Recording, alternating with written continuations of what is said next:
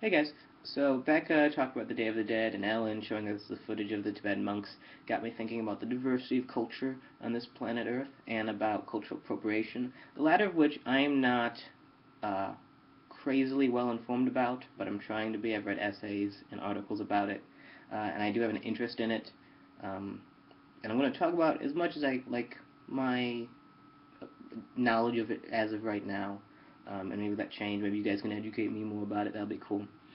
This isn't like a formal essay or anything, so I'm going to be kind of rambly, sorry. Okay, so cultural appropriation is the assimilation of an element of one culture into another. Cultural appropriation has a lot of negative connotations to it, and I would say that it's like its positive counterpart would be cultural exchange, although the line between the two is kind of blurry, I would say. Um, Cultural appropriation, I think what differentiates it from cultural exchange is that there's usually not a mutual respect between the cultures, and nor is it usually occurring on a level playing field. So what happens is that one dominant culture will force elements of itself onto another culture, as well as freely picking away elements from that culture and assimilating it into itself. What happens usually in between this appropriation is that the dominant culture starts fetishizing this other culture and commodifies the symbols and histories connected to that culture. For instance, a white hipster guy wearing a warrior headdress for for fashion. Um, and when I say warrior headdress, I mean those the feathery things that are connected to certain Native American cultures. Um, so you can kind of see why that's bad. It deals with privilege in America. As a white male American, you can kind of um, pick and choose from the various cultures that are here, be they black or Asian or Hispanic or Native American, um, freely, and you can pick out various elements to express yourself how you please. But it's not the same for everybody else. They have to usually assimilate to white European culture, be it in terms of fashion. They have to wear business suits because that's what looks professional, or they have to speak a specific form of English because it's the legitimate form. And so it's a privilege to pick and choose like that.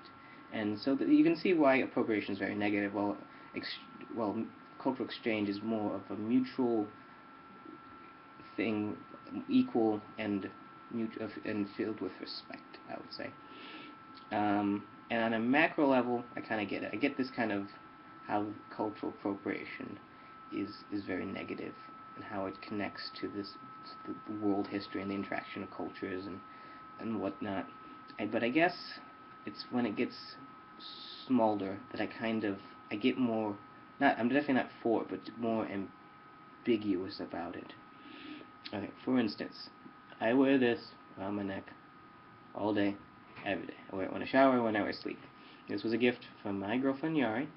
It is a half of the yin yang, which is a symbol that means a lot to Taoists, and kind of originates in China. And I don't clearly a lot of the meaning that initially attached to this has been lost. A lot of the nuances have been lost or replaced. The thing is, Yari, this is a re-gift. Yari got this as a gift from her best friend to show as a sort of friendship, and you can see what I was talking about, commodity. It's kind of been commodified as something to give between two friends or lovers. And then he died. So for Yari, for the longest time, this wasn't really a symbol of like two halves, but of her dead friend, who she missed very much. It was a thing almost of mourning. And then eventually she would give this to me. And for me, this represents this trust that she had for me, and to give me such a very important symbol to her, and to safeguard it, that she trusted me like that. And so this symbol's been recontextualized several times, and I just don't know if I or Yari have a less legitimate claim to this symbol than the Taoists do. And maybe this is actually a case of cultural exchange. I don't know.